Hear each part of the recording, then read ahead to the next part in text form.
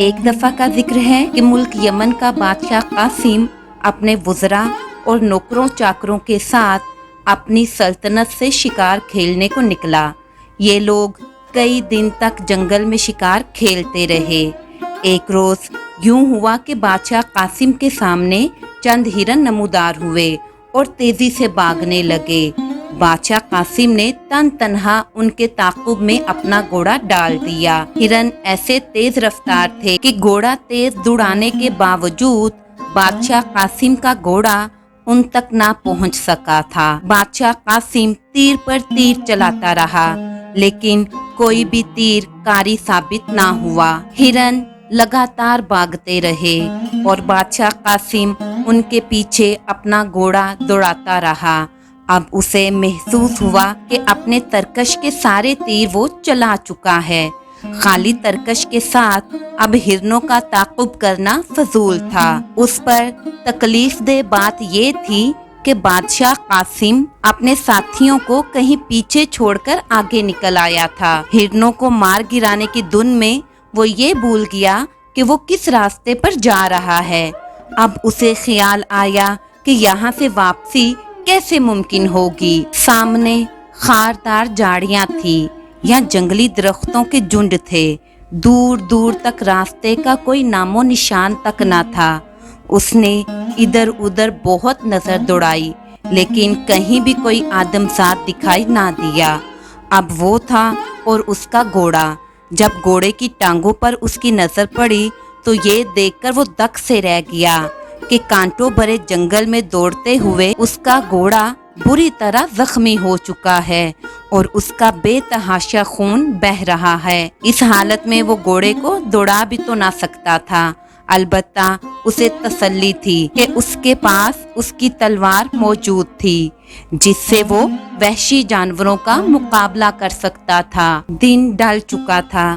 اس نے زخمی گھوڑے کی باگ ہاتھ میں لی اور پیدل ہی آگے بڑھنے لگا۔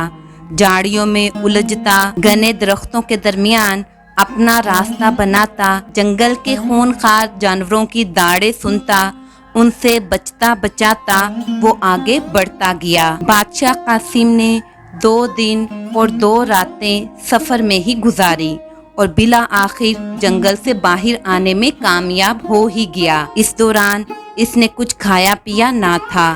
جب تک جنگل میں تھا اسے کھانے پینے کا کوئی ہوش نہ تھا۔ اب جو ویرانے سے باہر نکلا تو اسے بھوک پیاس نے ستانا شروع کر دیا۔ پیاس تو اس نے ایک تالاب سے پانی پی کر بجھا لی تھی، البتہ بھوک مٹانے کا کوئی سامان نہ تھا۔ جنگل سے نکل کر ابھی وہ کچھ دور ہی چلا ہوگا کہ اسے لہلہاتے کھیت نظر آئے۔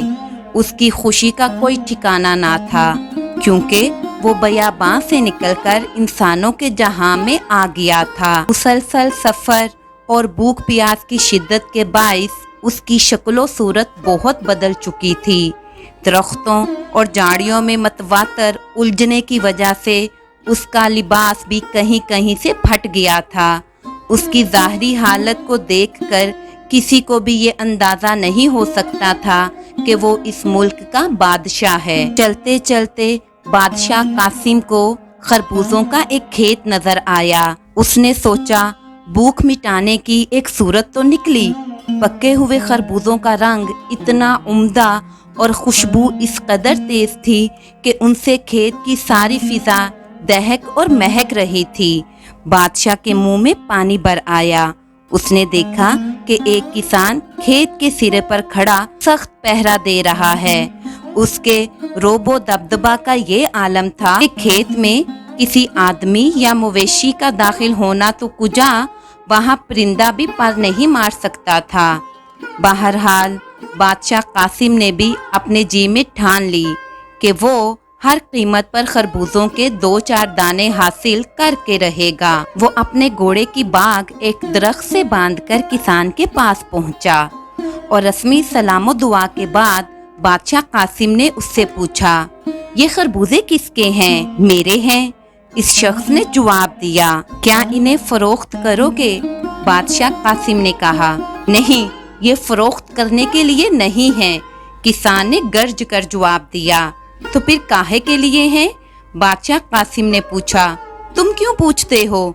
किसान अपने मखसूस गरजदार लहजे में बोला, भाई मेरा जी चाह रहा है कि कीमत देकर तुमसे 2-4 खरबूजे ले लूं।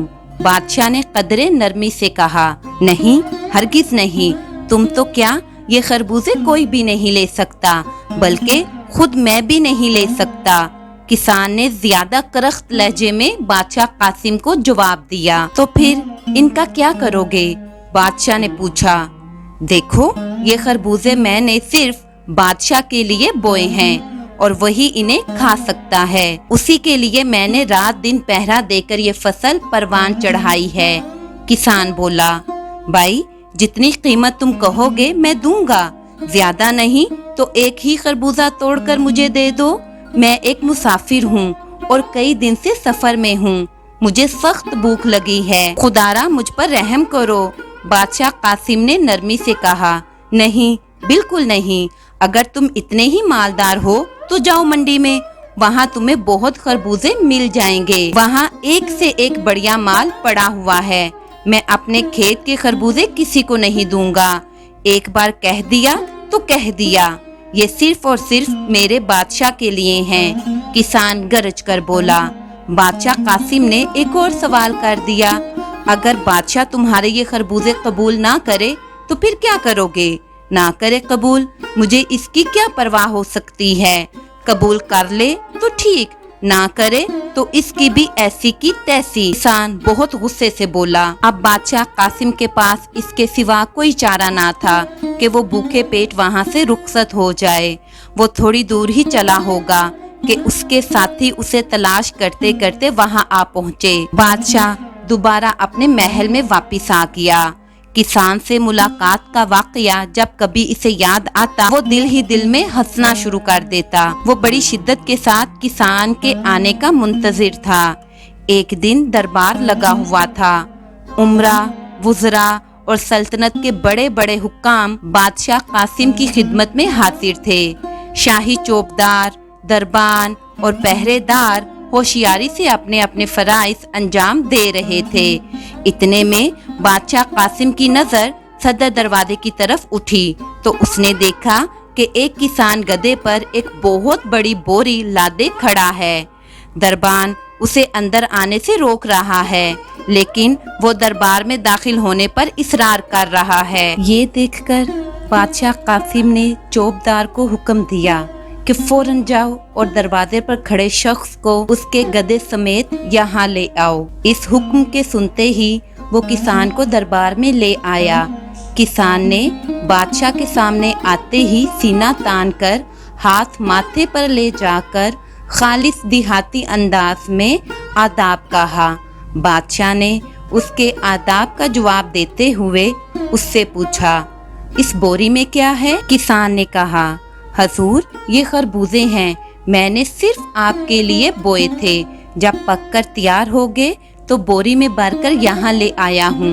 अब चाहता हूँ कि आप इन्हें कबूल कर लें और मुझे वापस जाने की इजाजत दें। देखो, अगर मैं तुम्हारे खरबूजे कबूल ना करूँ तो फिर क्या करोगे? बादशाह कासिम ने किसान से सवाल किया। इस पर किसान के दिल में खटका पैदा हुआ कि ये सवाल तो पहले भी कोई शख्स मुझसे कर चुका है। उसने दिल में सोचा और उसे खेत में पेश आने वाला वाकया याद आ गया। उसने गौर से बादशाह कासिम की तरफ देखा तो उसे उसका चेहरा, नाक, नक्शा बिल्कुल उसी शख्स के जैसे लगा जो उससे खेत में मिल चुका था। बादशाह ने किसान को सोच में गुम पाया तो उसने अपना वही सवाल दोहराया, मेरी बात का जवाब क्यों नहीं देते? मैंने तुमसे कहा है ना कि अगर मैं ये खरबूजे कबूल ना करूं तो फिर क्या करोगे? किसान बिला झिझक बोला, तो फिर वही करूंगा जो उससे पहले खेत में कह चुका हूँ। इस जवाब पर बादशाह कासिम मुस्कुराया और उसने हुक्म दिया कि बोरी में से खरबूजे निकाल लिए जाएं और उसमें अशरफियाँ और हीरे जवाहरात भरकर किसान को वापस कर दी जाए।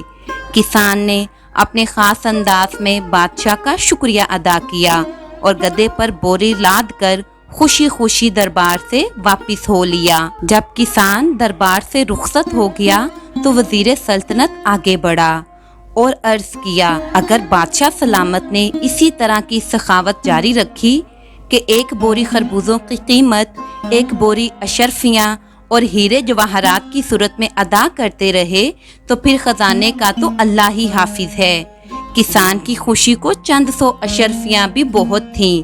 अगर हजूर बुरा ना माने तो अर्ज करूं कि एक मामूली से किसान को इतनी बड़ी दौलत अता फरमाकर आपने कुछ अच्छा नहीं किया।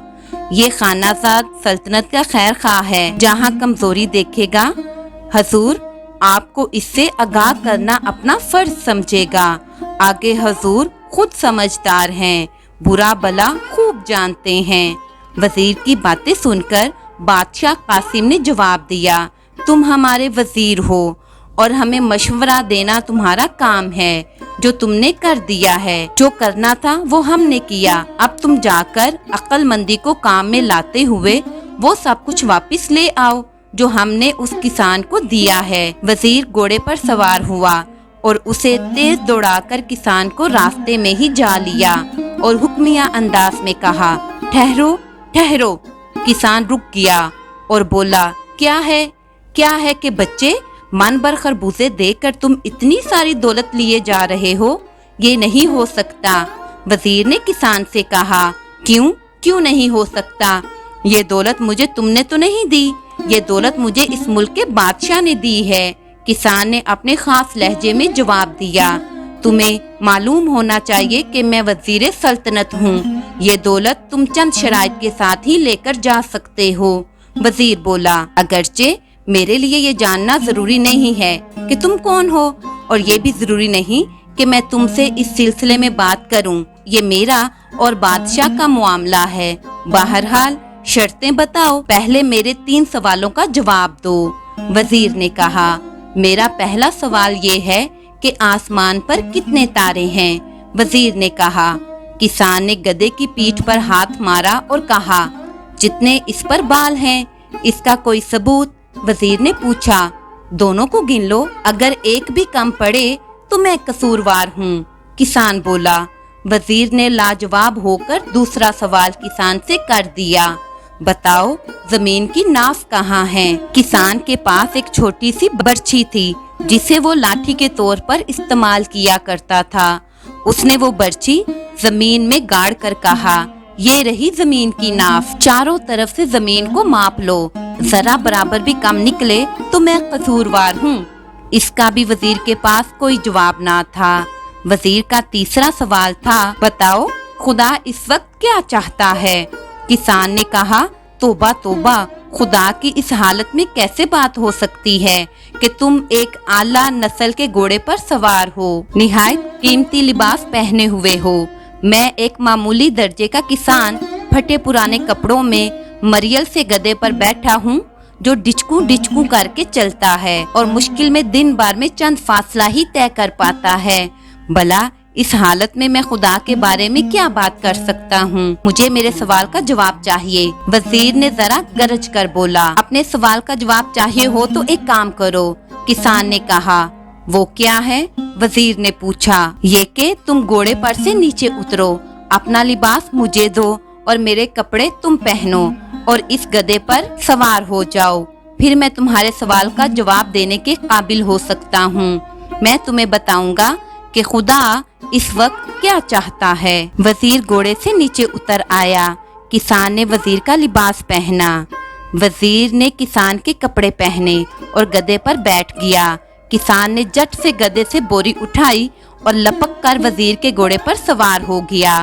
अशरफियों और हीरे जवाहरात से भरी हुई बोरी सामने रखी और घोड़े को दौड़ा दिया।